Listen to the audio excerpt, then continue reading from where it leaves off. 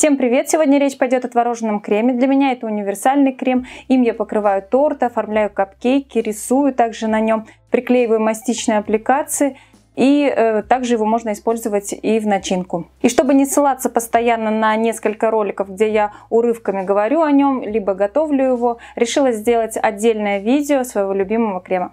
Итак, начинаем. Начнем с продуктов. Не зря я сегодня здесь так расположилась. Давайте начнем с масла. Я уже говорила, что в состав масла ничего кроме сливок входить не должно. Я использую для крема вот такое масло, это выбор хозяйки называется. Именно из этого масла получается самый светлый крем, то есть практически белый он получается.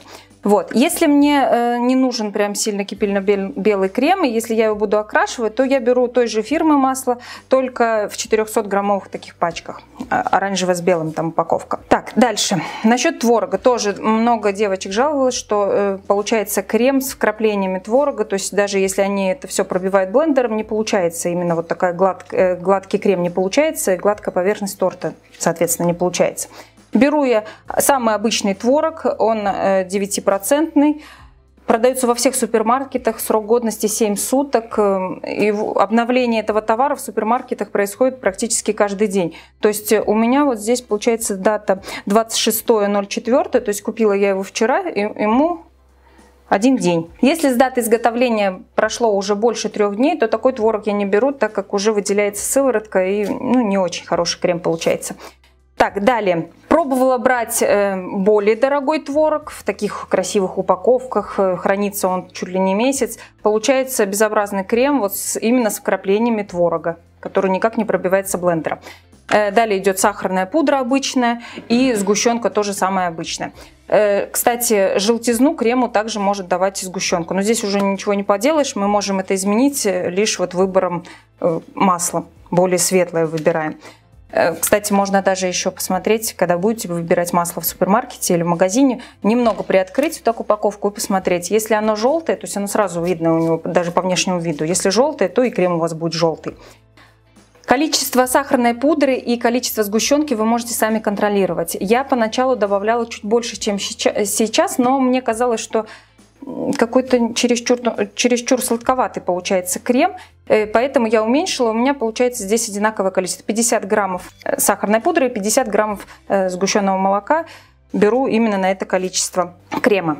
Именно вот этого количества крема из данных продуктов, которые я также укажу в описании, мне его хватает на выравнивание одного торта, если он предварительно выровнен ганашем. Торт где-то до 23 сантиметров в диаметре и 10 сантиметров высотой. Если я не выравниваю ганашем, а мне нужно полностью покрыть кремом торт, также до 23 сантиметров в диаметре, то я беру 1,5 порции этого крема. Также еще данного количества хватает на оформление 12 капкейков. Обычно я оформляю насадкой 1Б, один такой вот оборот получается, и 12 капкейков оформлены. Начинаем с масла. Масло у нас должно быть не совсем комнатной температуры, оно должно быть мягким, но температура масла не должна превышать 21 градуса. То есть от 19 до 21 это самая оптимальная температура для сливочного масла, для взбивания сливочного масла и для этого крема, соответственно. Если температура масла у меня чуть ниже, то я отправляю его в микроволновку на самый низкий режим и буквально несколько секунд, и все отлично. Переносим в чашу. Сюда же отправляем сахарную пудру и ставим взбиваться. Миксер ставим на самую большую скорость. Примерно минут 7 у меня будет взбиваться масло, и дальше продолжим. Все, взбили масло, и теперь переходим на творог. Температура творога, вообще вот этой массы творога со сгущенкой должна быть также не больше 21 градуса. Так крем получится более устойчивый, вам будет удобнее с ним работать сразу. По необходимости можно также подогреть, если у вас только с холодильника творог, также в микроволновке прям на несколько секунд. Теперь эту массу перебиваем блендером очень тщательно, либо можно все это перетереть через сито, но блендером просто быстрее и удобней. Все, однородная масса должна получиться. И теперь обе массы мы смешиваем вместе. Делаю я это обычно лопаткой. Можно это сделать и миксером, только если у вас минимальная скорость, то есть это действительно минимальная скорость. Все. Если мне этот крем необходимо окрасить, то я краситель жирорастворимый добавляю прямо во время взбивания масла. Мне сегодня белый нужен крем. Или же я обычно пользуюсь щадящим методом окраски, то есть я использую аэрограф, так меньше красителя используется. Также еще я знаю, что используют гелевый краситель для окраски этого крема, но я, честное слово, еще не пользовалась гелевым красителем. У меня в основном водорастворимые и жирорастворимые. Все можно отправлять в кондитерский мешок. Я этим кремом буду оформлять сегодня капкейки. Если мне нужно покрыть им трехярусный торт, допустим, ну где-то килограммов на...